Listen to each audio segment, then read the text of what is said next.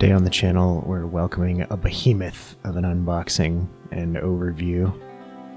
This is the Rosewill RSV-4000, which is just a massive server chassis. It's a 4U chassis. It can hold like 8 drives.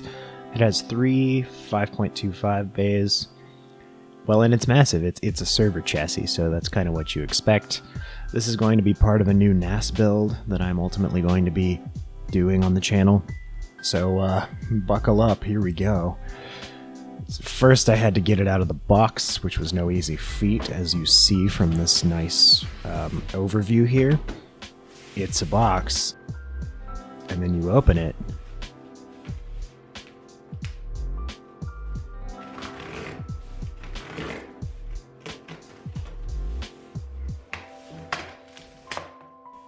And it's another box.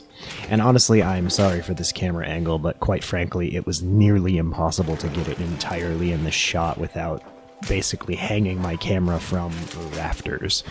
So we're gonna pull box out of a box here,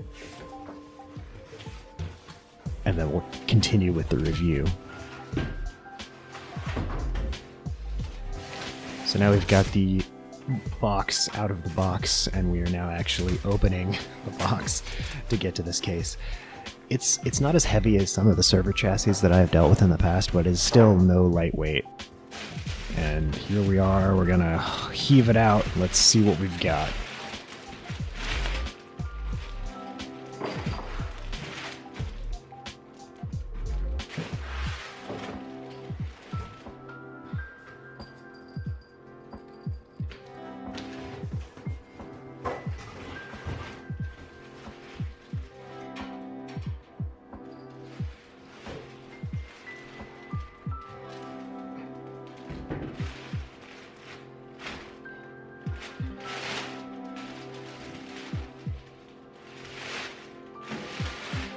And would you look at it in all of its, well, quite unimpressive glory, actually. I mean, listen, it's a server chassis. It's not going to win any awards for beautiful looks.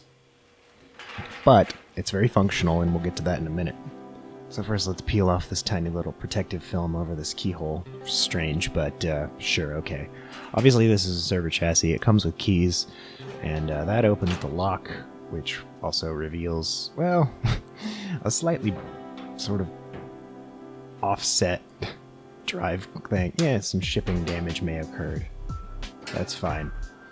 As you can see, this is entirely perforated, and you kind of have to keep the front of the case on it, because that's the filter. As you might notice here, we've got the sponge on the bottom. So we have 220mm fans on this side here, and that's in front of the drive cages, which we'll get to later. And then we have the 3 525mm bays on the other side.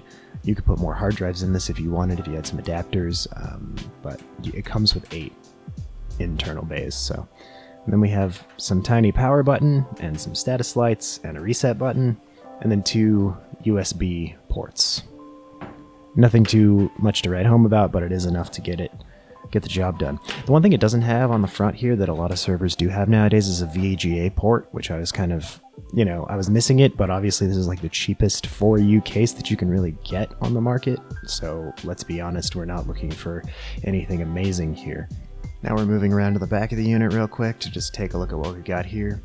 It accepts a standard power supply, as you see here. There's also a removable bracket where you could install a larger power supply if you wanted. We've got the standard full ATX 7 expansion slots. They're obviously full height because this is a 4U case. And we have 2 fans above the I/O port and a standard I/O motherboard port, and the entire back is basically perforated, including the PCI slots. So that's, lots of airflow. That's going to be pretty good. Now let's lift the lid off of this thing and see what we've got inside. That's really accomplished by taking 4 tiny screws off, and then this whole big fat steel panel comes off. And so looking inside the case, we can see right out of the gate you get this big old box of something. All of the fans in this case are standard Molex fans. I would probably have liked to seen, a 3-pin fan or something like a 4-pin fan, but that's fine. And then you can see that we have these sort of modular, like half modular, like removable drive cages in the front. They sort of just squeeze and pull. We got 4 bays each. And so these are 2 big cages that are like big modules. And there's 4 hard drives in each of them. They slide out the front, and you can see me trying to figure this out because it's kind of not super clear at first exactly how they come out, even though the instruction manual kind of tells you, but not really. Eventually, after taking a few moments to figure it out, you just push on these buttons and the whole module slides out the front.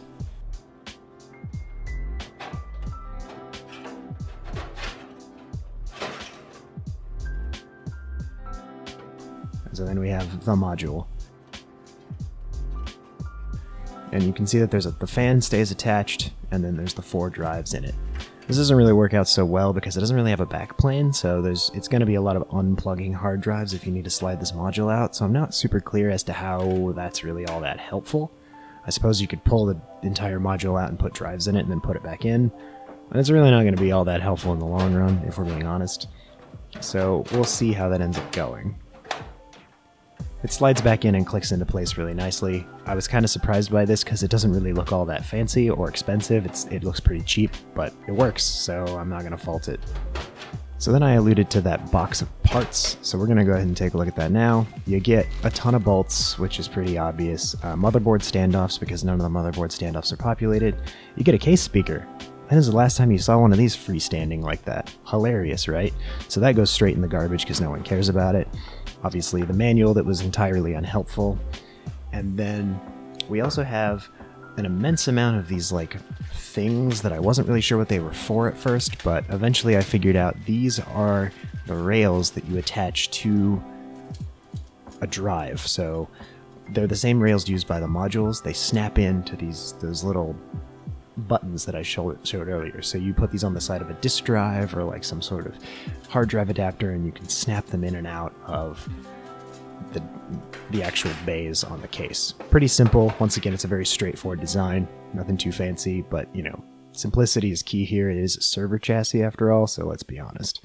So I guess the next question, or the thing that I need to answer next for you, is like, how is it like to build in this case? And I just have a few quick shots of like 4 drives populated in one of these modules, like what that sort of looks like, and it's just a bunch of drives stuck in the module. It's pretty simple.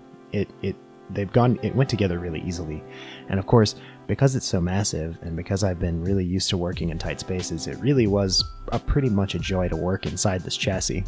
And you can see sort of this video where we're kind of giving you a brief overview of what's installed in the chassis at the end of it. It's really just all the drives and the motherboard, and I'm connecting up the USBs right now.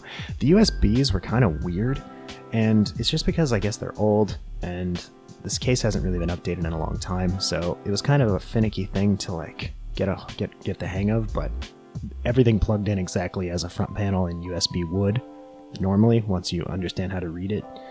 And that's about it. I have a couple of feedback bits for this, and one of them is that I was actually afraid that these fans in this case would be really loud. They're actually really quiet. Yeah, I mean, they're really quiet. That's all I have to say about that. And here's like a brief clip of me having it installed in my server rack. I think it looks pretty good. I got the lid off still.